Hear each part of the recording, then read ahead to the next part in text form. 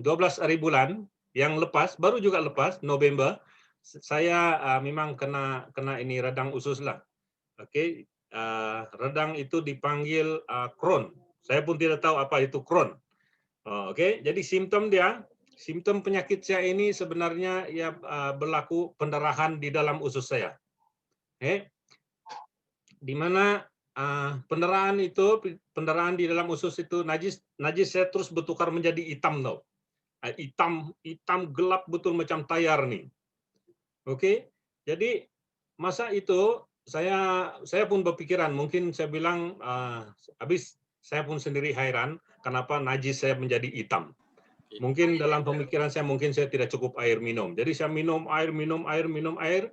Besok bila saya pergi tandas dan buang najis, buang air besar, sama juga. Saya punya najis memang kelihatan hitam.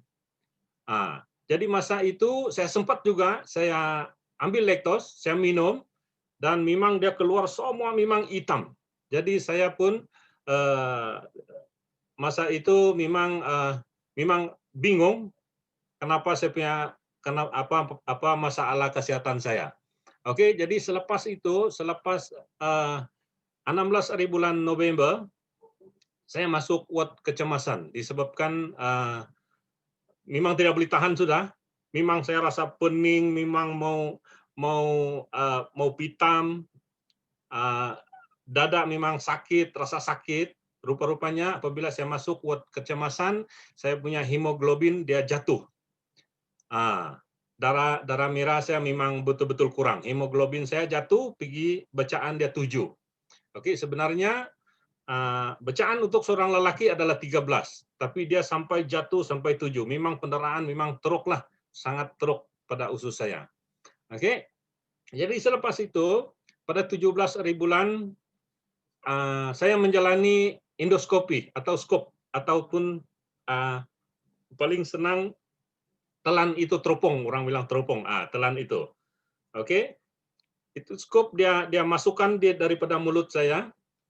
Masuk pergi sini usus besar. Oke, masuk pergi usus besar, dan disinilah permasalahan saya yang berlaku, pendarahan saya sebenarnya di usus besar ini. Oke, jadi apabila para dokter, para pakar sudah nampak saya punya pendarahan di usus ini, dia terus suntik obat untuk berhentikan itu darah. Sampai begitu sekali lah. Jadi pada 18 hari bulan saya kena suruh rehat dan karena tambah darah lagi. Masa saya sakit memang beginilah muka saya ini, yang mula-mula ini. Memang pucat betul-betul macam muka mayat sudah nih. Oke, selepas saya ditambah darah, baru boleh nampak cerah lah, nampak merah-merah muka saya. Dan pada 19 hari bulan, saya menjalani lagi sekali endoskopi. Itu skop lagi sekali untuk tindakan susulan untuk memastikan itu pendarahan. Jadi saya kongsikan di sini, sebenarnya masa dia buat suntikan ini untuk berhentikan tuh darah, untuk di mana usus saya luka tuh, masa dia buat suntikan, saya rasa betul-betul saya macam mau mati sudah. Sebab betul-betul dia macam karena koyak-koyak sudah saya punya usus ini.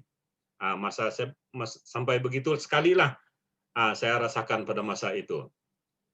Jadi sempat juga saya interview itu dokter, saya tanya itu dokter, saya cakap, dokter, kenapa, apa masalah saya sebenar? Apa masalah sampai usus saya berdarah?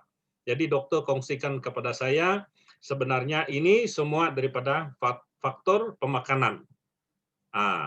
Dia bilang, Tuan selalu makan yang makanan yang keras-keras. Saya cakap, iya betul. Memang saya suka yang kalau makan macam daging kayak begitu tuh kan, memang saya suka yang ada bunyi lagi krup krup krup krup. Itu memang saya suka makan lah. Jadi sebenarnya itulah puncak-puncak dia daripada kita punya pemakanan.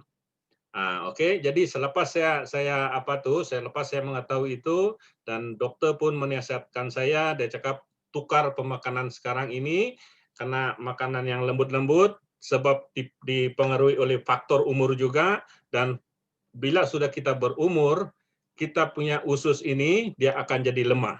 Nah, itu yang para pakar yang kongsikan kepada saya lah.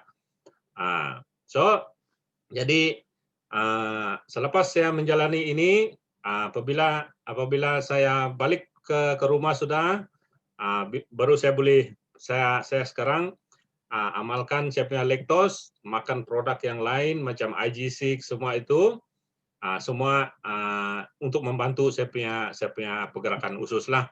Jadi syukur juga saya berada di Elken ada yang produk-produk yang boleh membantu saya.